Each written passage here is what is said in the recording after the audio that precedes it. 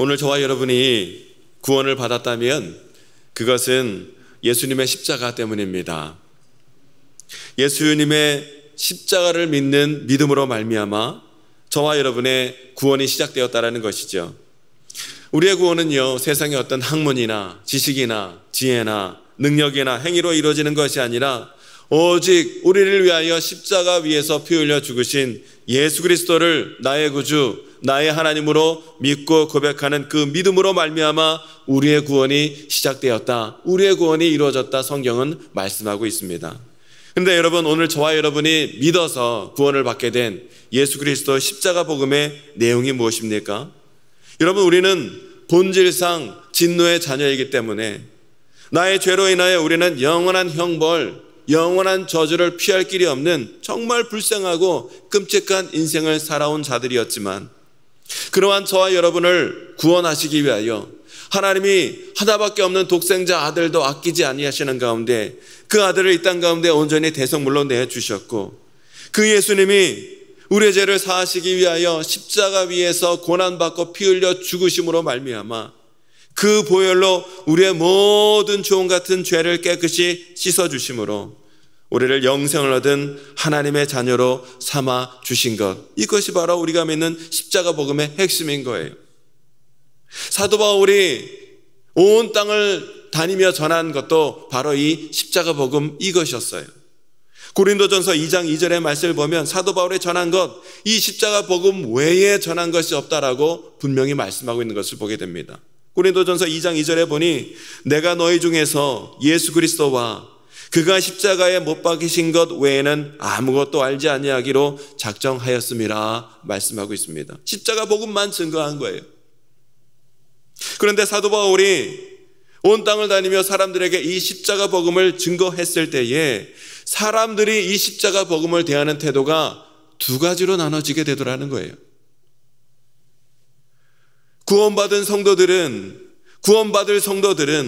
십자가 복음을 듣고서는 십자가 복음이야말로 우리를 구원케 하시는 하나님의 능력이심을 내가 믿습니다. 아멘, 아멘. 십자가 복음에 감사하며 십자가 복음을 우리가 믿고 받아들였던 반면, 멸망하는 자들은, 멸망을 향하여 치닫는 자들은 십자가 복음을 듣고 어떤 반응을 보입니까?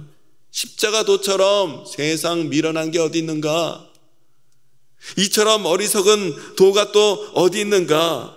하며 그 십자가 복음을 무시하고 멸시하고 배척하더라는 거예요. 그렇게 십자가 복음을 배척했던 대표적인 사람들이 바로 유대인과 헬라인이었습니다.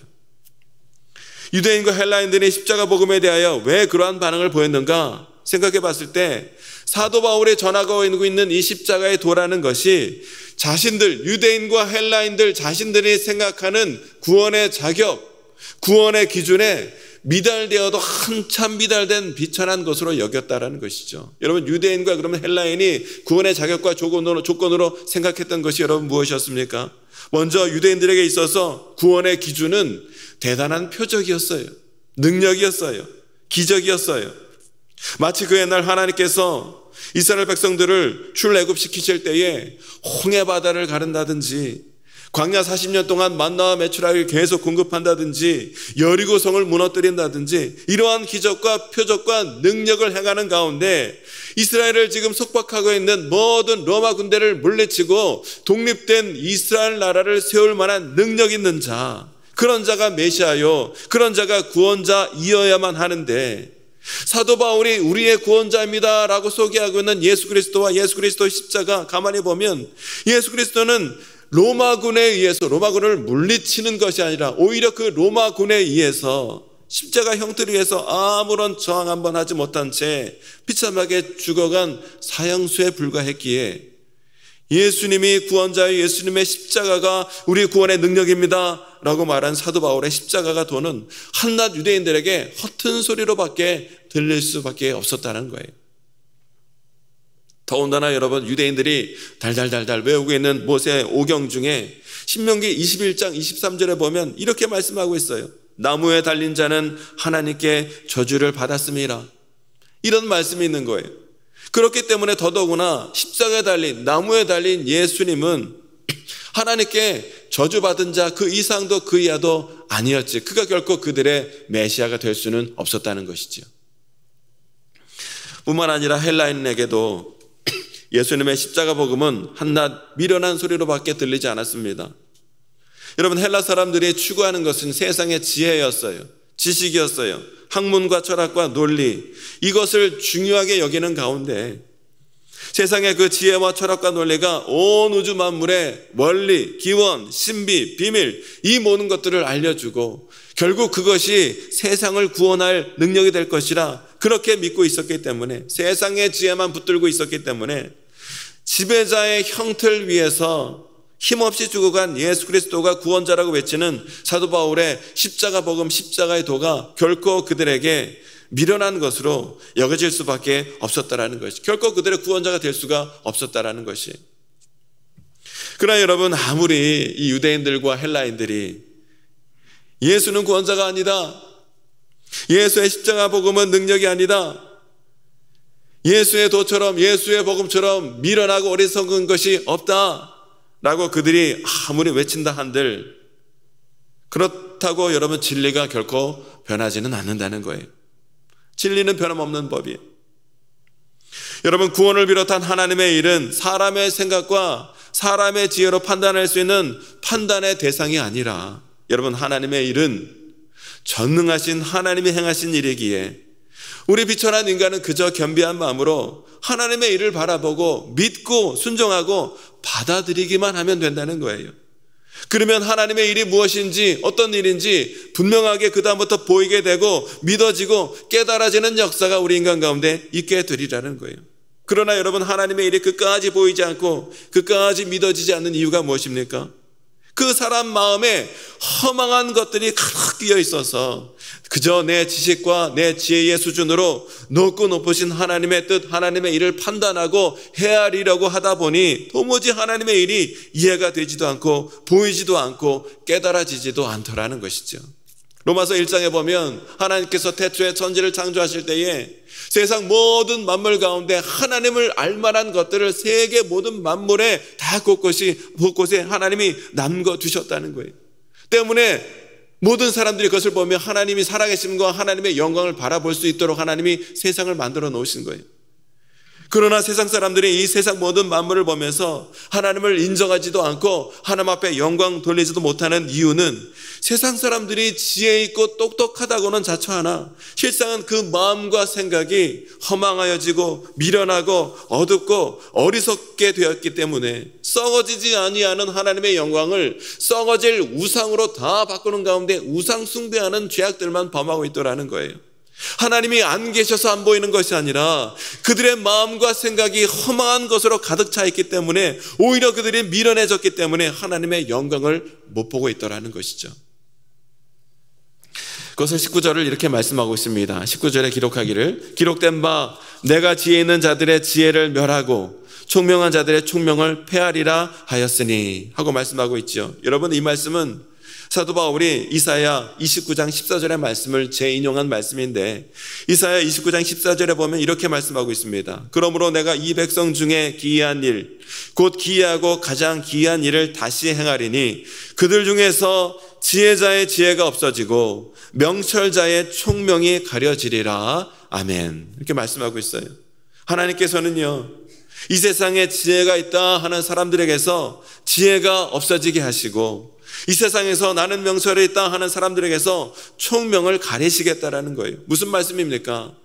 하나님의 구원의 역사는 세상의 이 지혜와 명철로 이루어지는 것이 아니라 그들이 미련하다고 여기는 예수 그리스도와 예수 그리스도의 십자가 복음으로 말미암아 구원을 이루심으로 그들의 지혜가, 그들의 명철이 오히려 미련한 것으로 드러나도록 하나님이 역사하시겠다라는 거예요.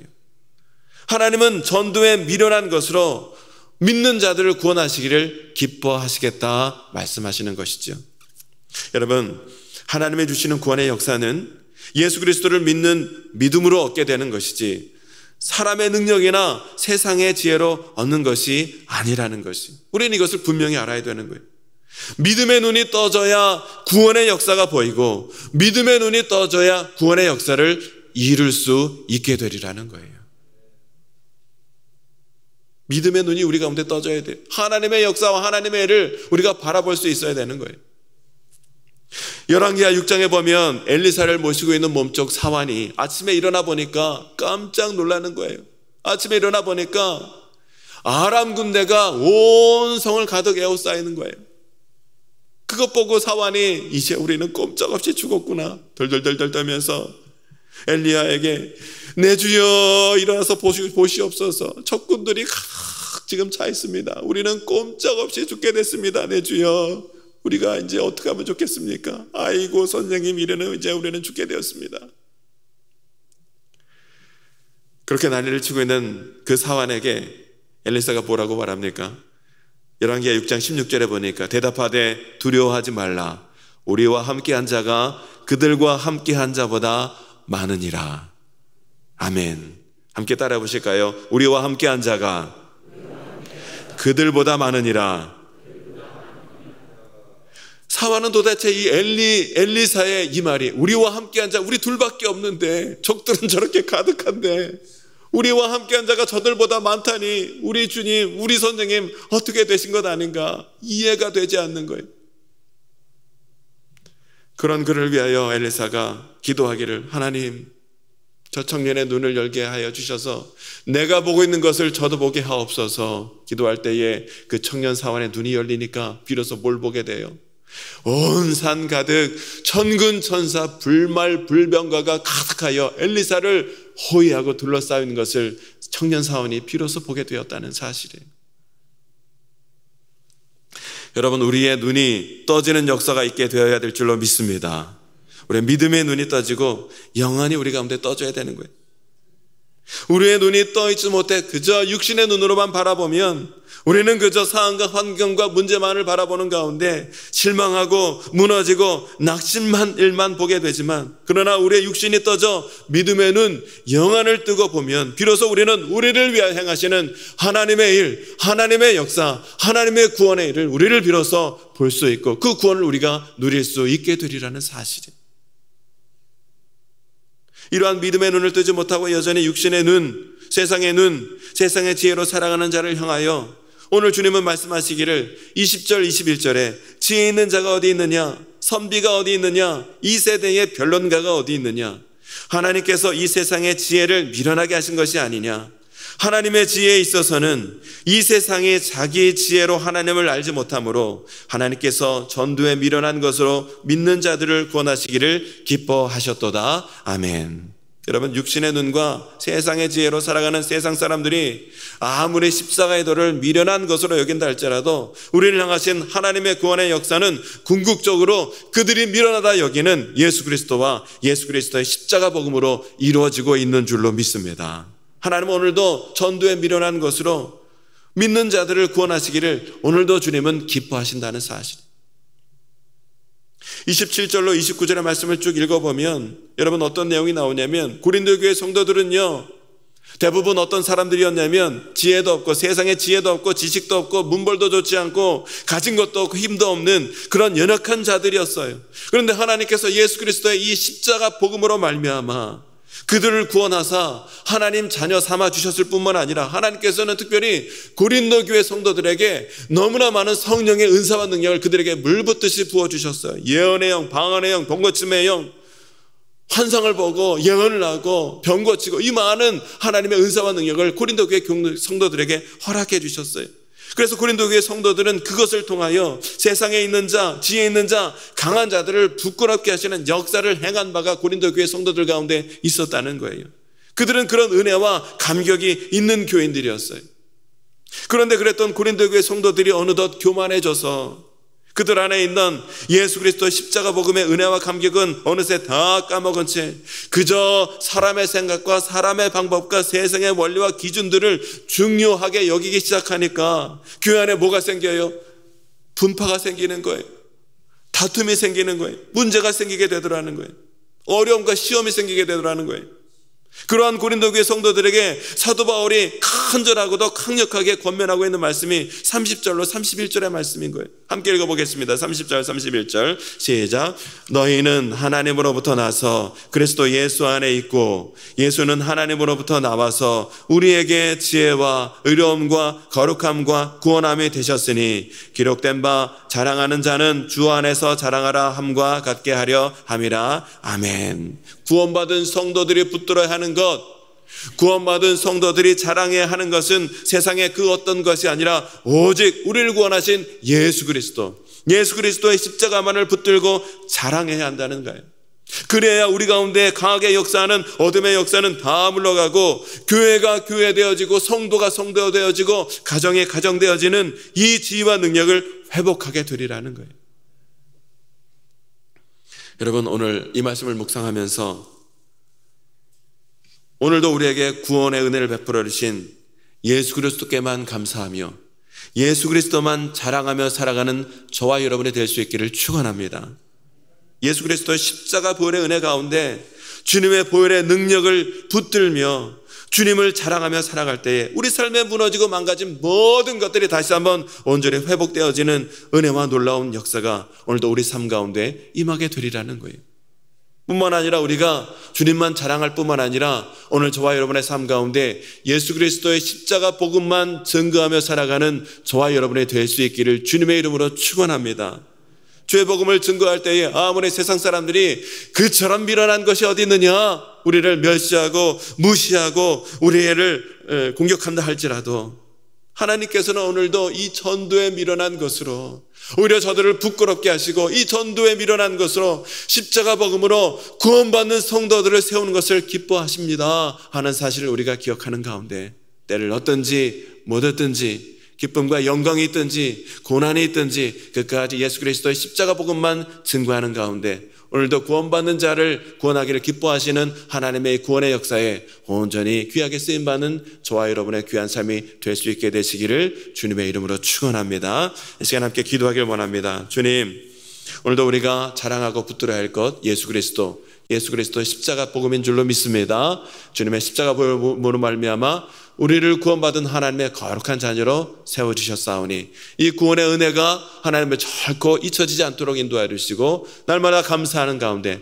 주님만을 바라보며 주님의 십자가 복음만을 자랑하며 증거하는 자 될 수 있도록 인도해 주셔서 오늘도 이 전도에 미련한 것으로 구원받은 자를 온전히 세우길 원하시는 하나님의 귀한 역사에 아름답고 능력 있게 쓰임받는 거룩한 성도 되게 하여 주시옵소서. 말씀을 기억하며 기도하시고 우리의 모든 기도 제목을 놓고 주님께 간절히 기도하는 이 시간이 되길 원합니다. 주여, 세 번 외치고 함께 기도하겠습니다. 주여, 주여.